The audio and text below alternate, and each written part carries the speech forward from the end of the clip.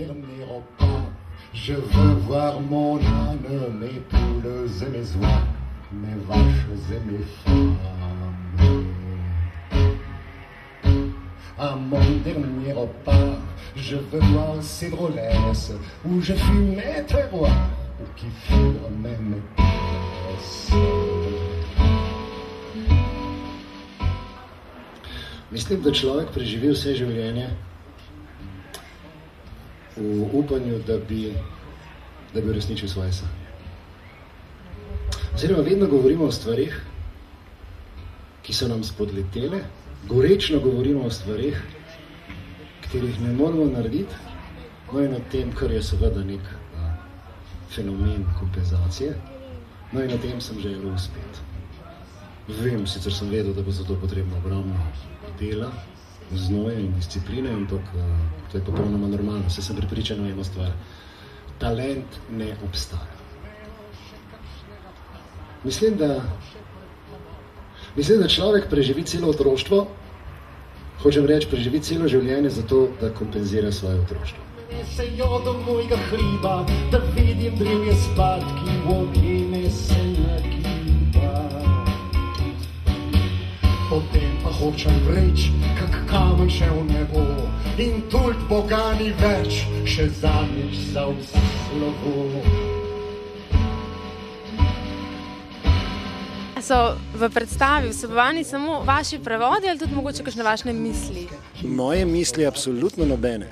Ne, to so prevodi, kar se tiče šansonov, so itak prevodi šansonov, tisto vmes je pa so pa vse Brelove izjave v intervjujih.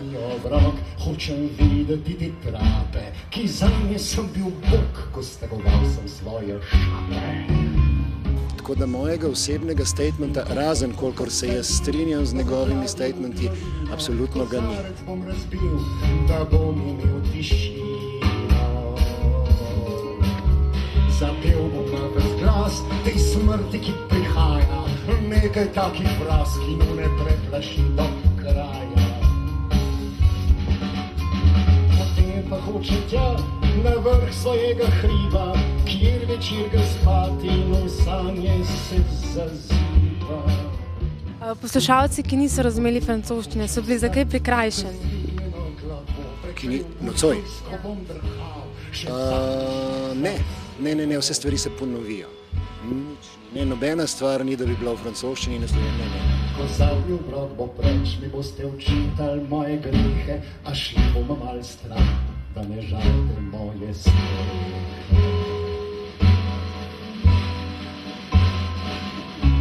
Ko zavljiv brod bo preč, sedel bom sredi družbe zbrane, kot kak kralj v smolčeč se ozira na tlačane.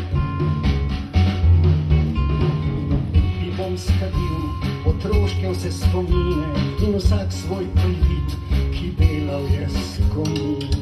Neka bistvena stvar je to, pač v eni določeni formi, to pot je to ena forma šansonov, govoriti o nekih načelnih stvarih ali pa v načelih ali pa v nekih vrednotah, kar je seveda, mislim, da ga ni časa, ker ne bi bil tega potreben.